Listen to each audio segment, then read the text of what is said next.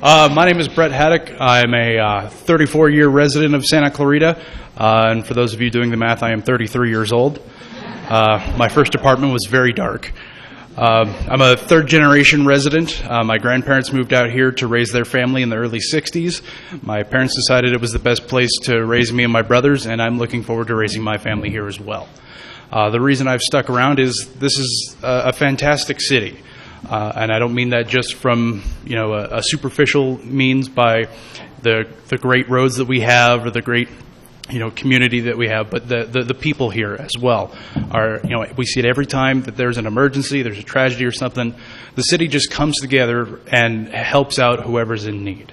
And that's something that I think is really rare and that we need to cultivate and maintain here in Santa Clarita.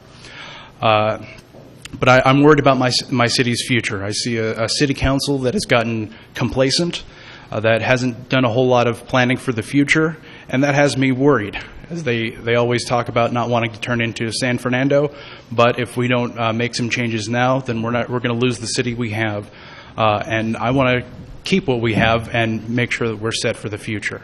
We've got a changing demographic, where the younger kids are wanting the higher density housing near mass transit with walkable cities, and the boomer generation is retiring and they've got too much house and they want to downsize, but they'd have to trade straight across for a $700,000 house for something that's a little bit smaller and then have to pay more in taxes. So that's of concern. And we're seeing a lot of seniors getting priced out of their homes, which is absolutely ridiculous. So we need to make sure that everyone can stay in their homes, that we plan for the future, and keep what we've got while enhancing some of the problem areas that we have. So now that I have a minute left, I look forward to answering questions on homelessness, water, mass transit. I'm just trying to seed everything as much as I can here. And my stance on bow ties, which is something very near and dear to my heart. That was a really dumb joke. Why did you write that, Richard? So, yeah, I'll yield my time to the first person to ask a question. Great. Go right to the questions. And Bert, I grew up in San Fernando. I resemble that remark. You're here now, though. Yes, for good reason. Exactly. Questions? All right, I'll start it off. All right. Your name? Alan Ferdman. Okay. And how about a fairground for Burmite? What would you think about a fairground where we could have events for just like they do in Antelope Valley, the Antelope Valley Fairground? Yeah. And that could be on contaminated property because you fill over it, and we know we're not going to dig on it. So, what do you think about that? I think that's a great idea. We could have bow tie convention. There you go, a bow tie off, if you will. I grew up with the Frontier Days. Is anyone around here long enough to remember that? That'd be a great place for it. I mean, I've built up every other flat spot in town, and we don't really have a place for it now, so that would be a great place for it, along with some light industrial, some commercial real estate. I would love to get a company like Amazon or another big tech company like has been mentioned, but that's for selfish reasons because I'm a software engineer and I worked at eBay for 8 years and I really don't want to commute over the hill. So it would be great to, just drive across town. But that would be an excellent use of that because there are parts of that are going to take, 40, 50 years to clean up, and I don't want to live on top of that. So I shouldn't expect anyone else to.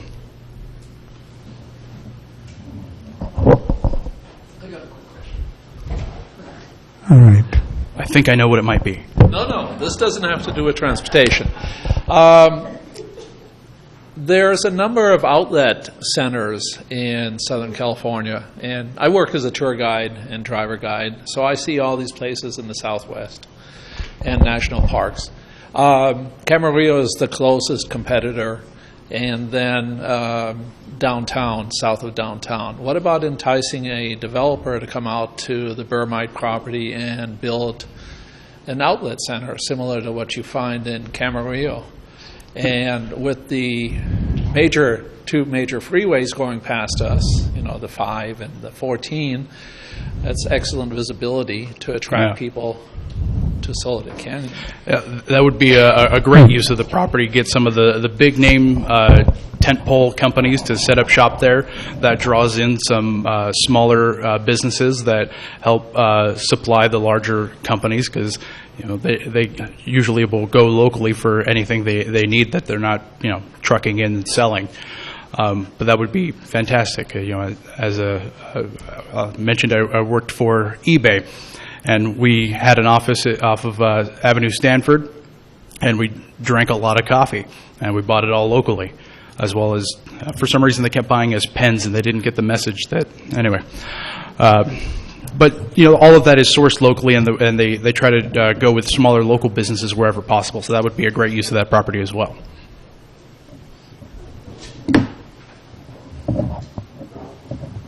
See, now you're fighting over the microphone getting up here. So as you are campaigning right now, I'm sure you are thinking of many different ways to hit different generations and different, multi-sets. And I think it's really important that we get the younger generation to be far more engaged in their community and their civic duty. This is not for your current state right now of campaigning, but let's say that you are elected. When you are elected, okay? Do you have any ideas as sitting on council to be able to increase that type of incentive to get kids to, and I'm speaking as a teacher. Okay. Yeah, I think the current generation that's coming up, they're heavily motivated and they're wanting to take action, and they're not really sure what direction they need to go to make the most amount of change. So it's us as leaders in the city to help guide the next generation to be more effective, be more engaged in their city, and youth programs and like vocational training and things like that to get people and start them on a career path early on and get them motivated, and helps keep the kids busy as well.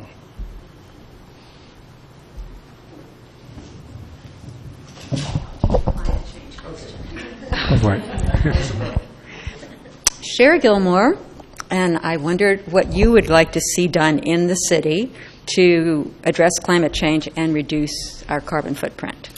Well, right now, I think it's 75% of Santa Clarita residents commute out of Santa Clarita for their job. We need to bring jobs to Santa Clarita so we don't have a reason to leave. That reduces the carbon emissions right off the bat. Second is improving our local mass transit.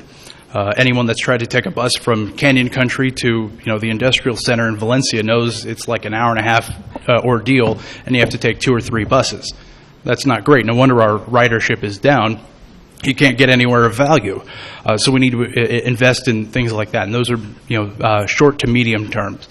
And then long term, with building jobs, I want to make sure that we have the zoning for mixed use, like we're seeing in Old Town Newhall, where you've got a walkable city right near mass transit, that everyone is kind of self-sustained in a little pocket for the neighborhood, and you reduce the need to be in your car. I grew up in Canyon Country, right next to Vaughn's and Rite Aid, and we would go up and get Thrifty's ice cream rather frequently. That probably explains a lot. But it was a nice walk right up the hill, and my mom would send me up to Vaughn's to get something that we needed without having to go and do a whole shopping trip. So I understand the convenience, and I would love to not have to drive across town for everything.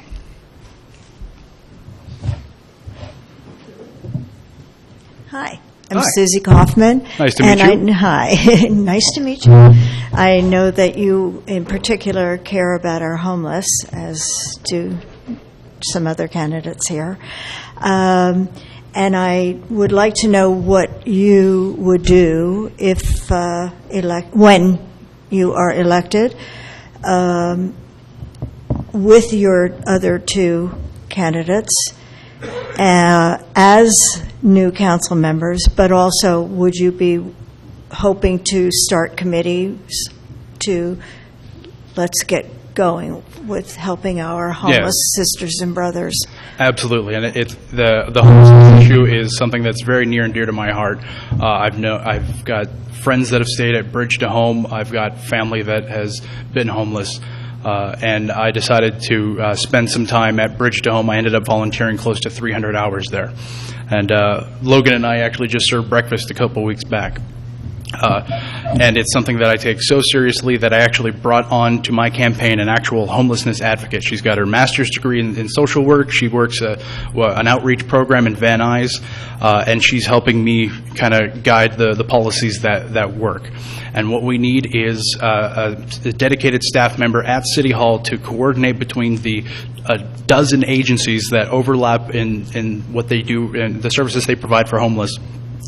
And a lot of people don't know that there's that many in town, and some provide food, some provide access to shelter and job placement programs, but they're not really talking to each other. So we need someone at City Hall dedicated to make sure that all of the wonderful nonprofits in town can work together and focus on getting people off the streets. And the best way to combat homelessness is to keep people in their houses. We've seen a lot of people getting priced out of their homes, especially if you live in a manufactured home. The cheapest space rent in town is $850 a month for a manufactured home, and that doesn't cover the mortgage. And that's outrageous. We need to be doing more for our seniors and keeping people in their homes.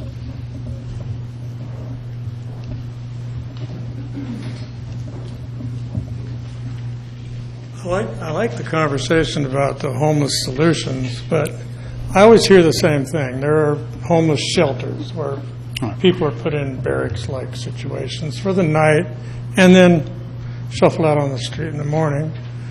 Or the very expensive fix of renting apartments so that a homeless person can be isolated and alone in their own little house. Yeah. But if you talk to any social anthropologist, they'll tell you that what people need is community and work. Do you have a third way, some other option you might be thinking about? Yeah, one of the eye-opening experiences of volunteering at Bridge to Home was the lack of despair. You kind of go in there expecting people to be sad, downtrodden, and just absolutely sad, but they have a community amongst themselves. And it's joyful, they're joking, they're happy, despite the predicament they're in. And many cities all over the world have built programs where they literally put people in houses first, and then they focus on whatever their other needs are, whether it's mental issues, whether it's drug rehabilitation, or just job placement programs. But giving someone a safe place to lay their head at night and that security to know that they're not going to lose their home or be arrested for laying on the sidewalk gives them the good jumping off point to focus on the other issues that need to be addressed. And that's what we need to focus on. And right now, Bridge to Home is an emergency winter shelter. And anyone that's been there could tell you it's a cobbled together hodgepodge of old bungalows from schools, and it's like 5 buildings just kind of in this diaspora down Drayton Street, and it's not a place for them. It's not a great place to sleep, but when you're out of other options, you have there. We need to expand that, make it a full-time year-round shelter, and then focus on the other problems that our homeless are facing. Oh, and I did that under time.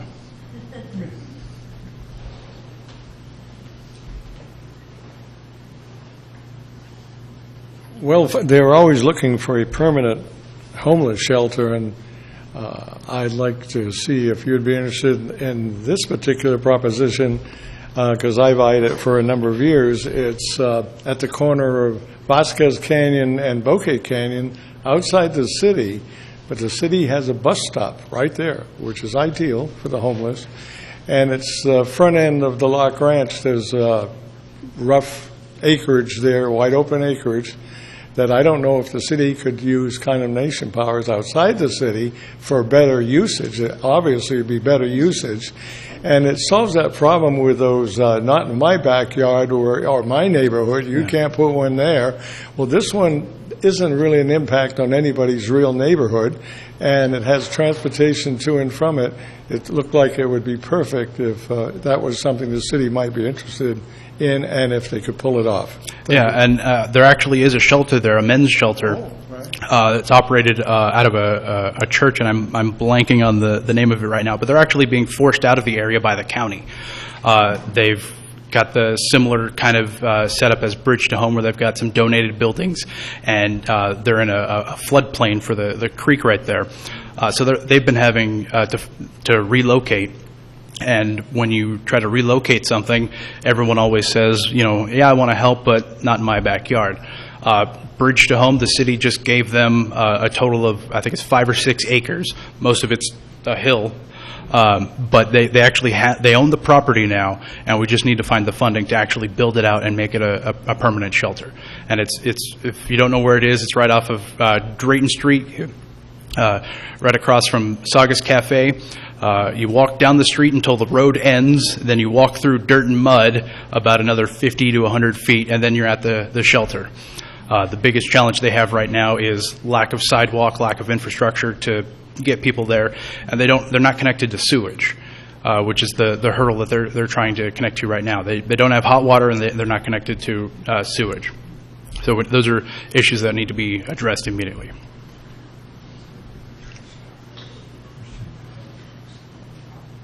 Are we going to summarize all 5? I'll hold on. Go ahead. Oh, go. You may get it. All right. On the issue of homeless, the city came up with this law criminalizing people that are in public sleeping and so forth. What would you all of you candidates do to do away with that law, to decriminalize that law? Because I think it's disgusting for the city of Santa Clarita, and I think I have to show up over there, because I spoke about this issue about a year and a half ago at COC, and I really criticized the situation of homelessness in downtown LA, because as a tour guide, these Europeans are coming in and they see all these homeless people, and oh, what a great country America is. Look at this. Yeah. They can't even take care of their people. Yeah. What would you as candidates do to pursue this issue of decriminalizing this law and putting it aside? I think, and I'd like to see all of you answer that question. I think rather than criminalizing homelessness, I think we should be helping them. Right now, we're just sweeping it under the rug, and that's not a way to help out your fellow human being. So we can't have that. And right now, they've said that they're not going to enforce that law until they actually have a year-round shelter. But policy enforcers want to enforce policy. Wasn't there a Supreme Court decision on that? Yeah, there are. Where it was not legal? Right. They can't force you off of from sitting on the street unless there's a place for you to go. Well, we don't have a place for them to go. Thank you. So. All right. Well, that's my time. Thank you all.